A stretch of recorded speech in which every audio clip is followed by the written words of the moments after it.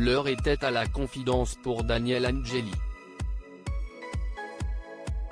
Lundi 26 avril 2021, alors qu'il était invité sur le plateau de Touche pas à mon poste, le meilleur ami d'Yves Régnier a en effet accepté de revenir sur sa terrible disparition.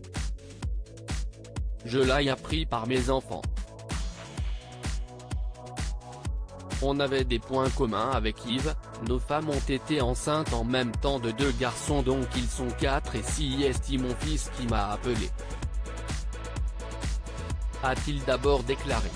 Non sans douleur, Daniel Angeli a fait part de son immense peine depuis la mort de l'acteur. Je suis effondré. C'était plus qu'un ami, un grand frère.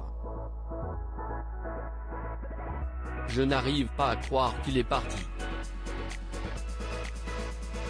C'est très difficile pour moi, mes enfants, sa femme. A ensuite confié Daniel Angeli à Cyril Hanouna. Selon ses dires, il aurait aimé qu'il puisse réaliser un grand film au cinéma. Il y avait eu 36 quais des Orfèvres mais il était fâché avec Olivier Marchal.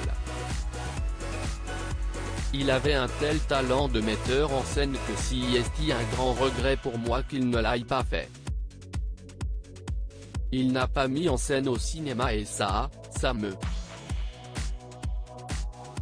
a précisé Daniel Angeli.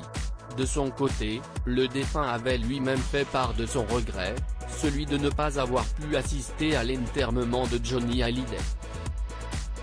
Il avait beaucoup pleuré, a confié Bernard Montiel en direct de C8. À la suite de ces confidences, Daniel Angeli en a profité pour faire quelques révélations sur le tempérament d'Yves Régnier. Il faisait rire. Il prenait les choses d'une certaine manière, des fois choquante mais quand on le connaissait c'était un bonhomme formidable.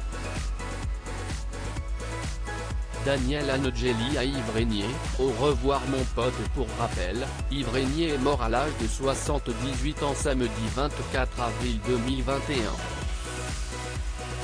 Comme Closer vous l'annonçait, celui qui incarnait le commissaire Moulin sur le petit écran s'est éteint à la suite d'un malaise cardiaque. Avant de quitter le plateau de TPMP, Daniel Angeli lui a adressé un dernier message. Au revoir mon pote. A-t-il lâché avant de conclure, j'ai beaucoup de mal à croire qu'il n'est plus là.